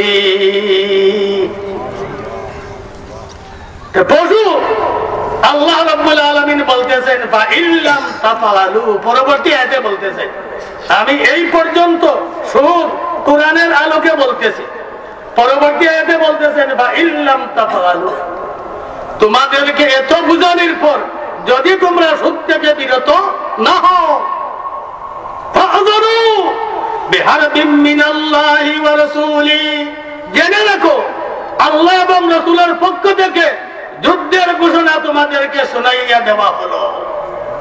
কত বড় কথা! যদি সুদ থেকে মানুষ বিরত না হয়, মহান আল্লাহ বলতেছেন বিহারবিম মিনাল্লাহি ওয়া রাসূলিহি, আল্লাহ রাব্বুল আলামিন আপনার যুদ্ধের ডিক্লিয়ার, যুদ্ধের ঘোষণা শুনাইতেছেন। আল্লাহ রাব্বুল আলামিন এই সমস্ত সুদখোরের সাথে যুদ্ধের ঘোষণা করে। বেরাদরান ইসলাম, তাহলে আজ থেকে আমরা এই যে সুদ, এই সুদ তো আমরা কোরআনের আলোকে শুনলাম, এখন আমি হাদিসের আলোকে সুদ কি এবং তার পরিণতি কি আমি শুনাইতে চাই। তাইলে শুনেন, আন জাবিরিন রাদিয়াল্লাহু তাআলা আনহু قال, আমি একটা হাদিস মুসলিম শরীফে তিলাওয়াত করেছিলাম, লানা রাসূলুল্লাহ সাল্লাল্লাহু আলাইহি সাল্লাম আকিলার রিবা, হুজুর সাল্লাল্লাহু আলাইহি সাল্লাম লানত করেছে, অভিশপ্ত, রব্বুল আলামিনের রহমত থেকে বঞ্চিত কে? আকিলার রিবা, যে সুদ গ্রহণ করে, ও মুকিলাহু, যে সুদ দেয়, সুদ খায় এবং সুদ দেয়, সুদ দাতা এবং সুদ গ্রহীতা, তাদেরকে আল্লাহ রাব্বুল আলামিন লানত করতেছেন, রহমত থেকে দূরে রাখতেছেন, রহমত থেকে বঞ্চিত করতেছেন। ও কাতিবাহু, যে সুদের কথা লেখালেখি করে, ও শাহিদাইহি, যে সুদের সাক্ষী বলে। যে সুদ দাতা, সুদ গ্রহীতা, সুদের লেখক, সুদের সাক্ষী সবাই হইল জাহান্নামী, সবাই হুকুম হইল এক, কালা ওয়া হুম সাওয়া, নবী বলতেছেন সবাই হইল সমান। আপনি সুদ খাইয়া যেরকম, আপনি সাক্ষী বনিয়াও সেই রকম। সাক্ষী, আমাদের দেশের একটা প্রথা আছে, আমাদের দেশে প্রায় শোনা যায় আপনার এই রকম তালাকের মধ্যে সাক্ষীরা যায়, তার বিবিকে আপনার 14 তালাক দিয়া দিল, যে সাক্ষী আছিল তাকে বললো ভাই আমি বড় বিপদে, আমাকে বাঁচান, আমার একটা ছেলে খুলে, একটা ছেলে আমার কাঁধে, এইরকম আমার সন্তানরা, আমাকে বিপদ থেকে আপনি বাঁচান। আপনি বলেন 1 তালাক বা 2 তালাক, তাইলে আমি বাঁচিয়ে যাই। সে যাইয়া বললো হুজুর জি না, 1 তালাক দিছে, 2 তালাক দিছে, আর কোনো কিছু বলে নাই, আমি এইভাবে তার মুখে চাপ মারিয়া ধরলাম। এইরকম সাক্ষী দেখি না? দেখেন, গুনাহ হইল 2 প্রকার। ওই ভাইয়ারা জানিয়ে রাখো, গুনাহ কয় প্রকার? 2 প্রকার, গুনাহে বালজ্জত এবং গুনাহে বেলজ্জত। 3 তালাক দেওয়ার পর বিবিকে নিয়ে সংসারী করলো, ওই বিবির সাথে সে জিনা করলো, স্বাদ অনুভব করলো, তার গুনার নাম হইল গুনাহে বালজ্জত। আপনি সাক্ষী দিয়া তাকে আপনার একত্রিত করিয়া দিলেন, আপনার গুনাহ হইল গুনাহে বেলজ্জত। এই গুনাতে আপনার কোনো স্বাদ নাই, সে স্বাদ পাইয়া গুনাহ করতেছে, সে যেরকম গুনাহগার, আপনি মিথ্যা সাক্ষী দিয়া আপনার সেই রকম গুনাহগার। আমাদের সমাজে এইরকম আছে, অনেক সাক্ষীরা যায়। একজন মানুষ, সে আপনার চালে উঠছে, আগের কথা, আগের যুগের নিয়ম ছিল করে দিয়ে আপনার চাল কি করতে চাইতো, সে চালে উঠছে, বিবিকে বলতেছে হে বিবি, ওই যে খড়ির যে আটা আছে, গোল্লা আছে, এইটা আমাকে দাও। ওই মহিলাটা কিন্তু রান্না করেছিল, সে রান্না বান্না করতেছে, আস্তে তার একটু দেরি হইয়া গেছে, সে তো আপনার চালে যখন দেখলো যে তার কথা মতো বিবি আসে নাই, এইভাবে সে রাগান্বিত হইল, হইয়া সে বলল, কি বলল, তোমাকে আমি 1 তালাক 2 তালাক 3 তালাক দিয়া দিব। আমি ওই চালের উপরে উঠিয়া আমি রুইদে পড়তে আসি, আর তুমি ঘরের নিচে থাকি আমার ডাকে আসো নাই, আর তোমাকে আমার ঘরে রাখবো না। কয় তালাক দিয়া দিল? 3 তালাক। এইভাবে তালাক পাবার সাথে সাথে ওই মহিলাটা 5 কোটায় ফিরে আপনার চিৎকার দিল। পার্শ্ববর্তী ঘর থেকে মানুষ আসলো, স্বামী তো উপরে আর মহিলা নিচে, এমন ভাবে চিৎকার দিল কেন? তারা আসিয়া দেখে ওই মহিলাটা ঠিক তার কবট লাগিয়া গেছে। কবরটা ছুটাইল, কি হয়েছে? বলে ওই যে সোনের যে আপনার আধা আছে এইটা আপনার দিতে দেরি হওয়ায় স্বামী ওই সালে তাকিয়া তাকে 3 তালাক দিয়া দিছে। দৌড়াইয়া গেছে পার্শ্ববর্তী বাড়িতে একজন পুরুষ ছিল, তার কাছে, ভাই সাহেব অমুক তো আপনার 2 ভরি মার্ডার করিয়া দিছে, তার বিবিকে 3 তালাক দিয়া দিছে, এখন আমরা কি করতে পারি? কোন হুজুর আছে তার কাছে যান, মাসালা জিজ্ঞাসা করে। হুজুর ছিল তার সম্পর্কে ভাই আত্মীয়, সে আপনার হুজুরের বাড়িতে যাইয়া বললো, ভাই সাহেব আমি আপনার কাছে একটা মাসালা নিয়ে আসছি, অমুক চালে উঠছে, সোরের গল্লা দিতে তার বিবি দেরি করছে, এই জন্য তার বিবিকে সে 3 তালাক দিয়া দিছে, এখন কি তার বিবি তার ঘরে থাকতে পারবে না পারবে না? উনি বললেন না, 3 তালাক যখন দিয়া দিছে ওই মহিলা তার ঘরে আর থাকতে পারবে। সে মনে মনে বললো, ভাই সাহেব এটা ভালো করে হাসিয়ায় কোনো কিছু আছে কিতাবে, এই দিকে একটু চিন্তা করিয়া দেখেন কিতাবের হাসিয়ায় কোনো কিছু পাওয়া যায় কিনা। উনি বললেন না, কিতাবের এবারতে যেরকম লেখা কিতাবের হাসিয়ায় সেই রকম লেখা, ওই মহিলা এই পুরুষের ঘরে আর থাকতে পারবে না, তাদের দাম্পত্য জীবন অবৈধ, তারা সংসারী করতে পারবে না, তাদের সংসারী করা হারাম। এই কথা শুনিয়া সে চলিয়া গেছে। যখন পুকুর পাড়ে চলিয়া গেছে আবার সে রিটার্ন চলে আসছে। রিটার্ন চলে আসছে কেন? এইভাবে রিটার্ন চলে আসলো, বললো, ভাই সাহেব দেখেন আপনি একটু চিন্তা করিয়া দেখেন, এই যে তালাকটা তো আপনি বলিয়া দিলেন এইটা হইয়া গেছে, সে তো আপনার সৈন্যের পরে আছে, সে তো সৈন্যের উপর মাটির পরে না। দেখেছেন কিতাবের মধ্যে কোনো কিছু আছে কিনা? মাটির পরে তার বিবিকে তালাক দেয় নাই, সৈন্যের পরে সে কি করতে আছে? তালাক দিতে আছে।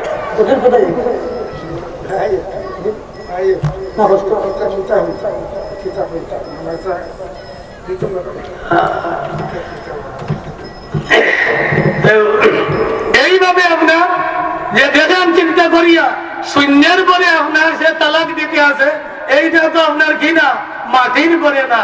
দেখেন এই জায়গাতে কোনো কিছু পাওয়া যায় কিনা। দেখলেন, ভাবলেন যে না, এই জায়গাতেও আপনার কোনো হের নাই, তুমি ওই বিবির তালাকটা হয়েই গেছে। নবী মুহাম্মদুর রাসূলুল্লাহ সাল্লাল্লাহু আলাইহি ওয়াসাল্লাম বলতেছেন, লানা রাসূলুল্লাহ সাল্লাল্লাহু আলাইহি ওয়াসাল্লাম আকিলার রিবা ওয়া মুকিলাহু ওয়া কাতিবাহু ওয়া শাহিদাইহি। যে ব্যক্তি সুদ গ্রহণ করে, সুদদাতা, সুদ গ্রহীতা, সুদের সাক্ষী, সুদের লিখক সবাই সমান গুনাহগার, তাদের মধ্যে কোনো বেশ কম নাই। 2 নম্বর হাদিস, عن أبي هريرة رضي الله تعالى عنه قال قال رسول الله صلى الله عليه وسلم الربا 70 جزءا أيسرها أن ينكح الرجل أمه। আল্লাহর নবী বলেন, সুদের 70টা গুনাহ আছে। কতটা গুনাহ? সুদের পাপ হইল কতটা? 70 প্রকার পাপ। একবার যদি কোনো মানুষ সুদ খায়, সুদ গ্রহণ করে, তাইলে তার পাপ হইল কতটা? 70টা। সুদের পাপ হইল 70টা, সর্বনিম্ন পাপ। আবু হুরায়রা থেকে হাদিস রওয়ায়াত, সর্বনিম্ন পাপ ও আয়সরুহা, সুদের সর্বনিম্ন পাপ আইয়ানকিহার রাজুলু উম্মাহু, মায়ের সাথে জিনা করলে যে রকম পাপ হয়, সুদের সর্বনিম্ন পাপ হইল সেই রকম। নাউযু বিল্লাহি মিন যালিক। দুনিয়াতে এমন কোন মুসলমান তো পাওয়া যাবেই না, দুনিয়াতে এমন কোন বেদিন নাই, দুনিয়াতে এমন কোন কাফির নাই যে কাফির তার মায়ের সাথে জিনা করবে, এই রকম দুনিয়াতে কোন বেদিনও পাওয়া যায় না। বিশ্ব নবী রাহমাতুল লিল আলামিন বলতেছেন, যে ব্যক্তি সুদ গ্রহণ করলো, এই ব্যক্তির পাপ মায়ের সাথে জিনা করলে যে রকম পাপ হয়, এর চেয়ে বেশি পাপ হইল কি সে যদি কি করে? একবার সুদ খায়। তাইলে আমরা দেখলাম হাদিসের দৃষ্টিতে সুদ এইটা বৈধ না অবৈধ, সুদ হালাল না হারাম? সুদ হারাম। তাইলে আমরা এখন 3 নম্বর হাদিস দেখতে পাই। সুদ কি? নবী মুহাম্মদুর রাসূলুল্লাহ সাল্লাল্লাহু আলাইহি সাল্লাম বলেন, যদি কোনো ব্যক্তি সুদের 1টা টাকা গ্রহণ করে, সুদের 1টা টাকা যদি কোনো ব্যক্তি গ্রহণ করে, সুদের মধ্যে 1টা টাকা যদি কোনো ব্যক্তি খায়, 30 বার জিনা করলে যে গুনাহ হয়, সুদের 1টা টাকা গ্রহণ করলে তার চেয়ে আরো বেশি গুনাহ হয়। নাউযুবিল্লাহি মিন যালিক। মহান রব্বুল আলামিন সুদকে চিরতরে হারাম করিয়া দিলেন। বিশ্ব নবী রাহমাতুল লিল আলামিন ওই হাদিসের মাধ্যমে সুদকে হারাম করিয়া দিলেন। সুদের পরিণতি জানাইয়া দিলেন, যে সমাজের মধ্যে সুদ থাকে ওই সমাজের মানুষ কখনো শান্তি পাইতে পারে না। নবী মুহাম্মদুর রাসূলুল্লাহ সাল্লাল্লাহু আলাইহি সাল্লাম বলেন, আমি ঘুমন্ত অবস্থায় আমার কাছে 2 জন আগন্তুক আসলেন। তারা আমাকে হাতে ধরিয়া কোথায় যেন নিয়ে গেলেন। হাঁটতে হাঁটতে হাঁটতে হাঁটতে একটা নদী পাইলাম। ওই নদীর মধ্যখানে একজন মানুষ, আর নদীর কিনারায় অপর একজন মানুষ। ওই নদীর মধ্যে যে ব্যক্তি আছে, সে যখন কিনারায় উঠতে চায়, ওই ব্যক্তির হাতে একটা পাথর আছে, এমন ভাবে পাথর দিয়া তার উপর ঢিল নিক্ষেপ করে আবার সে নদীর মধ্যখানে চলে যায়। এইভাবে সে যখন কিনারায় উঠতে চায়, তার উপর পাথর নিক্ষেপ করা হয়, সে আবার নদীর মধ্যখানে চলিয়া যায়। নবীজি বললেন, এই ব্যক্তিকে তার সাথে এমন ব্যবহার করা হইতেছে। বিশ্ব নবী রাহমাতুল লিল আলামিনকে ফেরেশতারা বলেন, ও রাহমাতুল লিল আলামিন, দুনিয়ার জীবনে এই ব্যক্তি সুদ করেছিল, দুনিয়ার জীবনে এই ব্যক্তি সুদ গ্রহণ করত, দুনিয়ার জীবনে সে ছিল সুদখোর, সে সুদ গ্রহণ করত, সুদ খাইত। মহান রব্বুল আলামিন কিয়ামত পর্যন্ত তার সাথে এই রকম ব্যবহার করবে।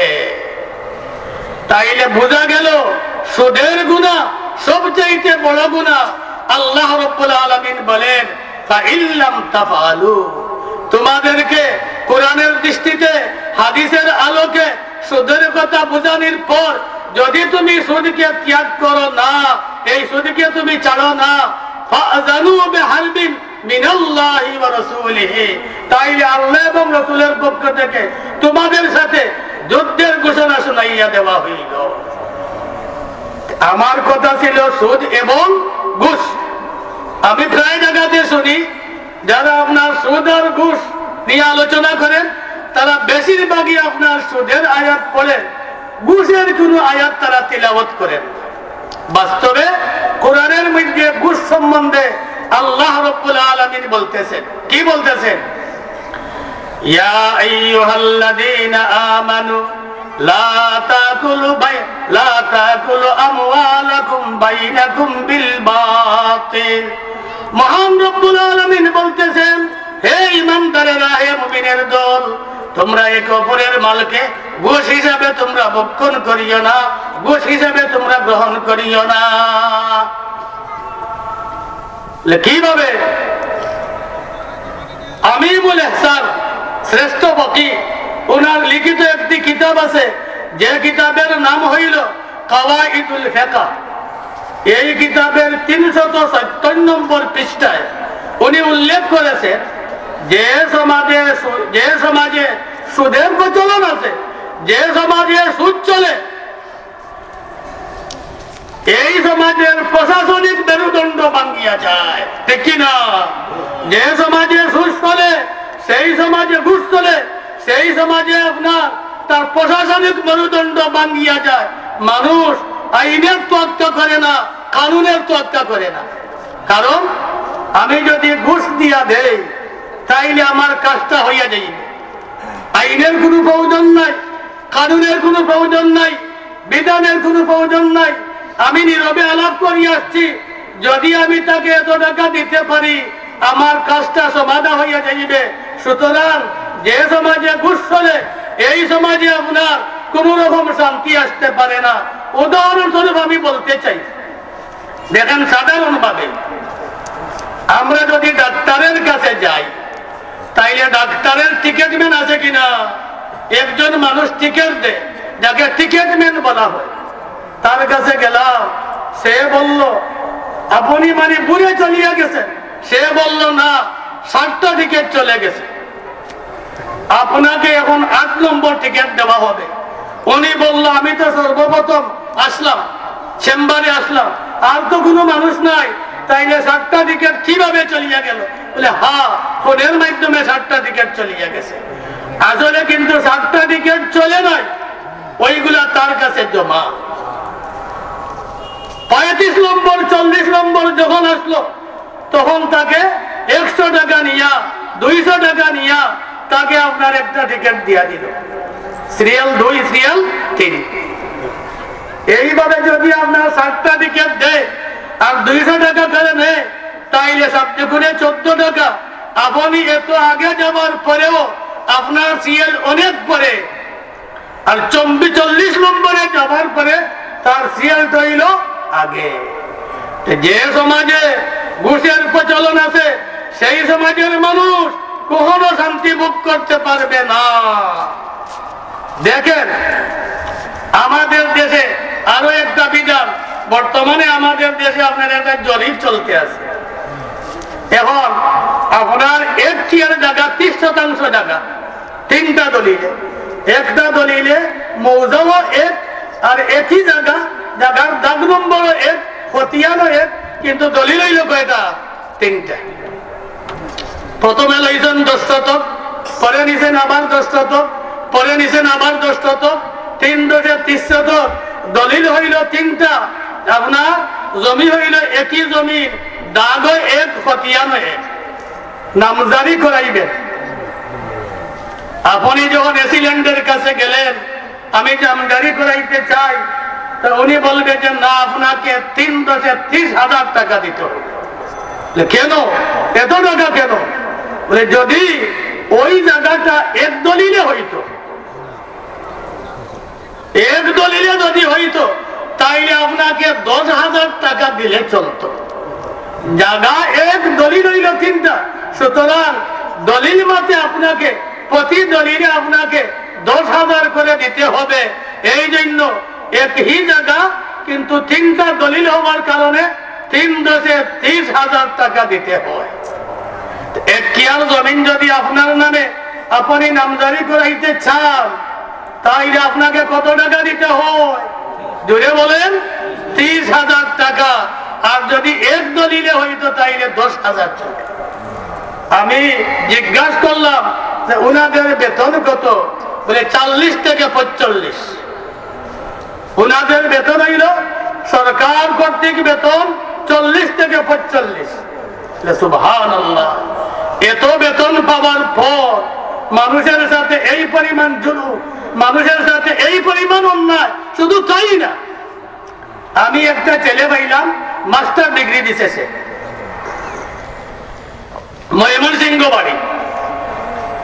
সে আমার লজিংয়ে আসিয়া ছোট ছেলে মেয়েদেরকে পড়ায়। হঠাৎ যখন তাকে আমি আর দেখি না, 2 দিন যায় 3 দিন যায়, তার কোনো খবর নাই। 2 দিন 3 দিন পরে তাকে আমি পাই। জিজ্ঞাসা করলাম, মাস্টার সাহেব দেখলাম না, কোথায় গেছিলেন? কোথায় গেলেন? বলে হুজুর, আমি একটি বিজ্ঞপ্তি পাইয়াছি, জায়গা চলিয়া গেলাম। সেই জায়গাতে আমি পরীক্ষা দিলাম। পরীক্ষা দিয়া কি হবে? 60% মহিলা, 40% পুরুষ, তাও আপনার কোটায় নিয়ে চলিয়া যায়। আমি এখন যত বিজ্ঞপ্তি পাই, যে জায়গায় পাই, সেই জেলায় আমি যাইয়া পরীক্ষা দেই, কিন্তু আজ পর্যন্ত আমি পরীক্ষায় উত্তীর্ণ হইতে পারি না। পরিশেষে সে যখন দেখলো আমার চাকরির যে বয়স আছে, ওই বয়সটা তো চলিয়া যায়, বয়সের যে কৌটা আছে ওই কৌটাটা আমার চলিয়া যাইবে।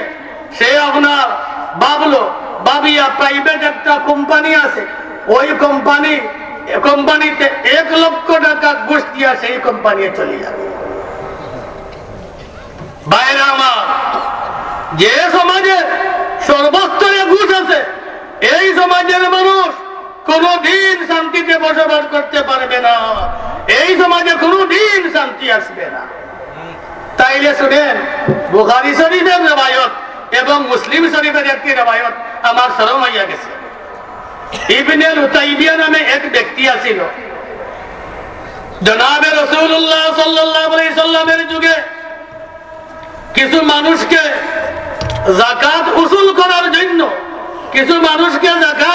করার জন্য হুজুর সাল্লাল্লাহু আলাইহি সাল্লাম এক জায়গা থেকে আরেক জায়গাতে প্রেরণ করতেন।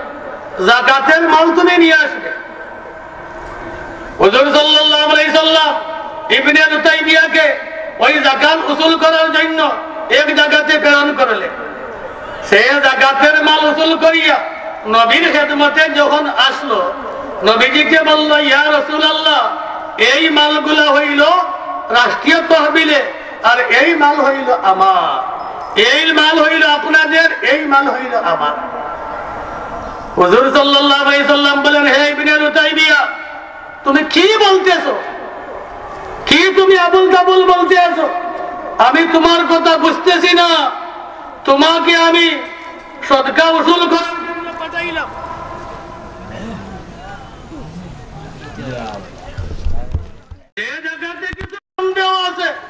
বিশ্ব নবী এমন জায়গা থেকে বাঁচবার জন্য কি করতে আছেন? নসিহত করতে আছেন। তাইলে শুনেন, আমিরুল মুমিনিন হযরত ওমর রাদিয়াল্লাহু তাআলা আনহু মদিনার আপনার আমিরুল মুমিনিন একদল সেনা ইরাক দেশে পাঠাইলেন, একদল ফৌজ ইরাক দেশে পাঠাইলেন। এবং ওমর রাদিয়াল্লাহু তাআলা আনহুর দুইটা ছেলে, একটা ছেলের নাম হইল আব্দুল্লাহ, অপর ছেলের নাম হইল উবাইদুল্লাহ। আব্দুল্লাহ এবং উবাইদুল্লাহকে বললেন, এই সেনারা ইরাক দেশে যাবে, তাদের সাথে তোমাদেরকেও যাইতে হবে। বাবার আদেশ, আমিরুল মুমিনিনের আদেশ মানতেই হবে। আব্দুল্লাহ এবং উবাইদুল্লাহ বাবার কথা শুনিয়া তাদের সাথে ইরাক চলিয়া গেল। মদিনায় ফিরার পথে ইরাকের একটা জায়গার নাম আছে বসরা। এই বসরাতে যখন আসলেন, আসিয়া দেখলেন উমরের পক্ষ থেকে একজন গভর্নর বসরায় আছে, যার নাম হইল আবু মুসা আশআরী রাদিয়াল্লাহু তাআলা। উমর আবু মুসা আশআরীকে বসরার গভর্নর বানাইয়া দিলেন। ওই জায়গাতে যা আয় হইবে সমস্ত আয়ের টাকা মদিনাতে তার বাইতুল মালে রাষ্ট্রীয় তহবিলে জমা হইবে, তোমার কাছে তুমি রাখবে না। তুমি হইলে শুধু বসরার গভর্নর, এই জায়গাতে যা আয় হইবে এইগুলো আপনার রাষ্ট্রীয় তহবিলে আসবে। ওনারা ফিরার পথে আবু মুসা আশআরীর সাথে সাক্ষাৎ করলেন। আবু মুসা আশআরী রাদিয়াল্লাহু তাআলা আনহু আব্দুল্লাহ এবং উবাইদুল্লাহকে বললেন, হে আব্দুল্লাহ এবং উবাইদুল্লাহ, তোমরা যখন মদিনা থেকে ইরাক আসলে, আবার আমার দরবারে আসলে, আমি তো তোমাদের কোনো বালাই করতে পারবো না, এই রকম সামর্থ্য আমার নাই। আমি তোমাদের বালাই করতে পারবো না। এতটুকু বালাই করতে পারি, আমার কাছে রাষ্ট্রীয় তহবিলের কিছু মাল আছে, ওই মালগুলা তোমরা নিয়ে যাও, আর মদিনায় নিয়ে ওই মাল দিয়ে তোমরা ব্যবসা করবে।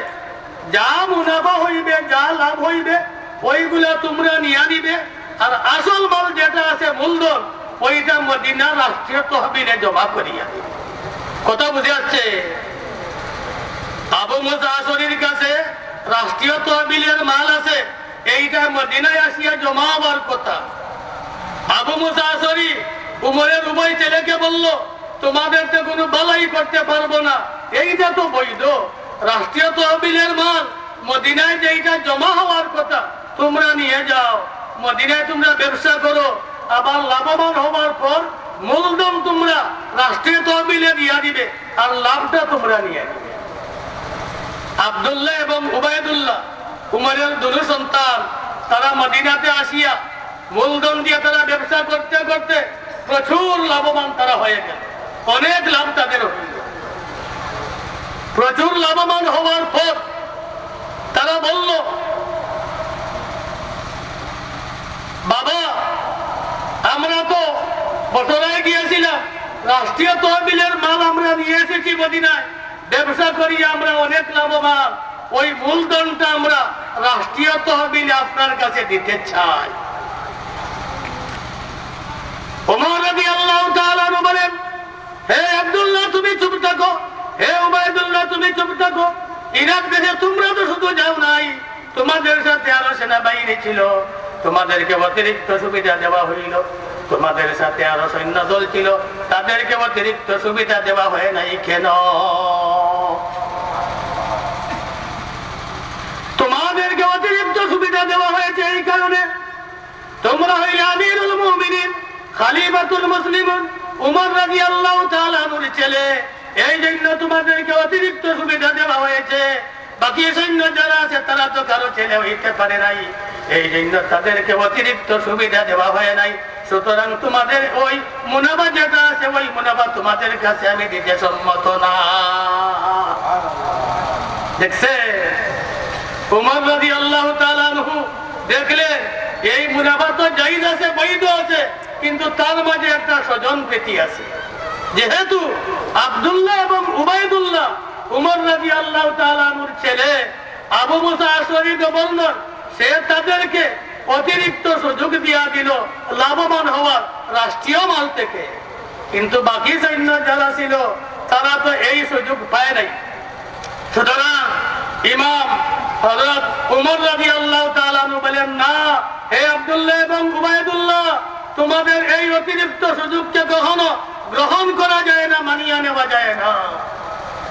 তোমাদেরকে যে রকম সুযোগ দেওয়া হয়েছে তারাও যদি সেই রকম সুযোগ পাইতো তাইলে ঠিক।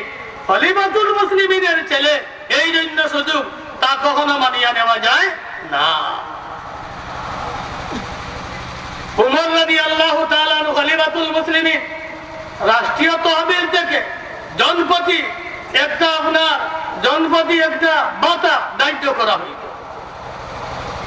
উমরের ছেলে হইল আব্দুল্লাহ, হযরত আব্দুল্লাহর জন্য উমর রাদিয়াল্লাহু তাআলা আনহু 500 দিরহাম দায়িত্ব করিয়া নিলেন। হে আব্দুল্লাহ, রাষ্ট্রীয় তহবিল থেকে প্রতি বছর তোমাকে, প্রতি মাসে তোমাকে 500 দিরহাম দেওয়া হবে। হুজুর সাল্লাল্লাহু আলাইহি সাল্লামের খাদিম হযরত যায়েদ রাদিয়াল্লাহু তাআলা আনহু, 30 পারা কোরআনের মধ্যে দ্বিতীয় কোন সাহাবীর নাম নাই, এক সাহাবীর নাম উল্লেখ আছে। ওই সাহাবী হইল হুজুর সাল্লাল্লাহু আলাইহি সাল্লামের পালক পুত্র, হুজুর সাল্লাল্লাহু আলাইহি সাল্লামের খাদিম, যার নাম হইল যায়েদ। এই যায়েদের কথা আল্লাহ রাব্বুল আলামিন কোরআনে উল্লেখ করেছেন। 22 নম্বর পারা সূরাতুল আহজাবে যায়েদের কথা উল্লেখ আছে, আর কোন সাহাবার কথা কোরআনে উল্লেখ না। ফালাম্মা কাযা যায়েদুন ওয়াতারান যাওয়াজনাকাহা, যায়েদের কথা উল্লেখ আছে। আবু বকরের নাম কোরআনে নাই, উমরের নাম কোরআনে নাই, উসমানের নাম কোরআনে নাই, আলীর নাম কোরআনে নাই, আশারায়ে মুবাশশারা তাদের নামও কি নাই, কোরআনে নাই। শুধু যায়েদের নাম কি আছে, কোরআনে আছে। উমর রাদিয়াল্লাহু তাআলা আনহু খলিফাতুল মুসলিমিন নিজের ছেলের জন্য রাষ্ট্রীয় তহবিল থেকে মাহওয়ারি মাসিক 500 টাকা দায়িত্ব করিয়া দিলেন। বিশ্ব নবী রাহমাতুল লিল আলামিনের খাদিম যায়েদের জন্য 550 টাকা দায়িত্ব করিয়া দিলেন। আব্দুল্লাহ উমর রাদিয়াল্লাহু তাআলা আনহুর দরবারে অভিযোগ নিয়ে গেল, ও আমিরুল মুমিনিন আব্বাজান, আমি আপনার ছেলে, আপনি হইলেন আমিরুল মুমিনিন, আপনি হইলেন সর্বক্ষমতার অধিকারী, আমার বেতন হইল 500 টাকা। রহমাতুল লিল আলামিনের খাদিম, সেই ব্যক্তির বেতন হইল আমার থেকে আরো 50 টাকা, বলেন 550 টাকা। সেই ব্যক্তির বেতন অতিরিক্ত হওয়ার কারণ কি? আমার বেতন 500 আর তার দেখা যায় আমার থেকে আরো, বলুন এই অতিরিক্ত হওয়ার কারণ কি আমি জানতে চাই। নবীজির সাথে আমি অনেক যুদ্ধে গিয়েছি, নবীজির সাথে আমি অনেক জায়গায় গিয়েছি, নবীজির সাথে আমি অনেক সফর করেছি। এই যায়েদ রাদিয়াল্লাহু তাআলা আনহু গোলাম থাকায় নবীজির সাথে যাইতে পারে নাই। দিনের অনেক কর্ম আমি করেছি, যে কর্মে অংশগ্রহণ করতে পারে নাই, এই জন্য আমার বেতন তো বলন হওয়ার কথা, এখন আমার বেতন হইল কম। নবীজির খাদিম যায়েদ রাদিয়াল্লাহু তাআলা আনহুর বেতন বলন হওয়ার কারণ কি? ছেলে কাকে প্রশ্ন করছে? বাবা উমরকে প্রশ্ন করতেছে, এর কারণ কি? উমর রাদিয়াল্লাহু তাআলা আনহু বলেন, হে আব্দুল্লাহ, তুমি উমরের ছেলে হইতে পারো, তুমি আমিরুল মুমিনিনের ছেলে হইতে পারো, আমি এই দিকে লক্ষ্য করি নাই। আমি নবীর প্রেম, নবীর ভালোবাসাকে আমি কি করেছি? অগ্রাধিকার দিয়েছি।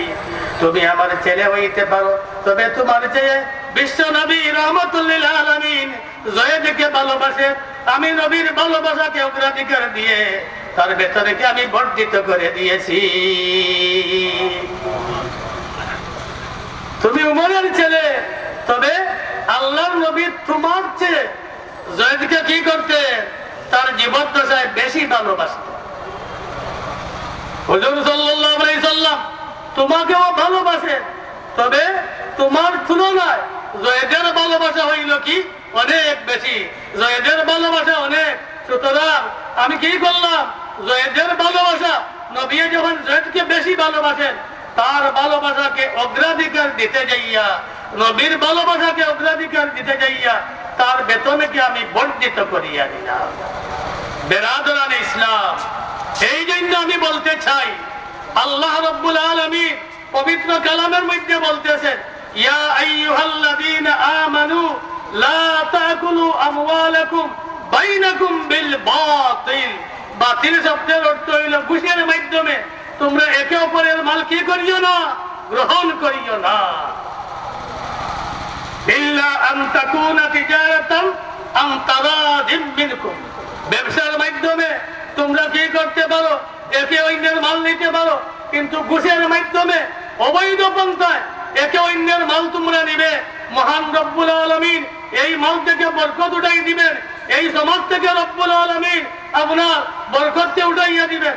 এমন সমাজের মানুষ শিক্ষিত অশিক্ষিতের কোনো তারতম্য থাকবে না। এই জন্য দেখা যায় মাস্টার ডিগ্রি দেওয়ার পরে তার কোনো চাকরি নেই, ইন্টার দেওয়ার পরে তার কোটা আছে, তার চাকরি হইয়া যায়। ছেলেরা আপনার কলেজে লেখাপড়া করে, সে আপনার A+ পাইছে, আপনার মেট্রিকে A+, আইয়েও তার A+ পাওয়ার পরে সে যখন আপনার ভালো কলেজে আবেদন করলো, তার দেখা যায় কোনো কিছু হ্যাঁ নাই।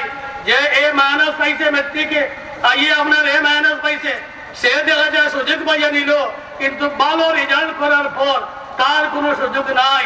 তার একমাত্র কারণ হইল কি? আমাদের সমাজে এইভাবে ঘুষের প্রচলন। শিক্ষার কোনো আপনার এই যে শিক্ষার যে একটা আপনার এই শিক্ষা আছে, এই শিক্ষার মধ্যে কোনো তারতম্য নাই, শিক্ষার কোনো মূল্যায়ন নাই, শিক্ষার কোনো দাম নাই, যার কারণে শিক্ষিত এবং অশিক্ষিত তার মধ্যে কোনো পার্থক্য রইল না। বেরাদরান ইসলাম, এই জন্য আল্লাহ রাব্বুল আলামিন তার পবিত্র কালামে সুদের কথা এবং ঘুষের কথা বললেন। আমরা শুনলাম আল্লাহ রাব্বুল আলামিন যেন আমাদেরকে যা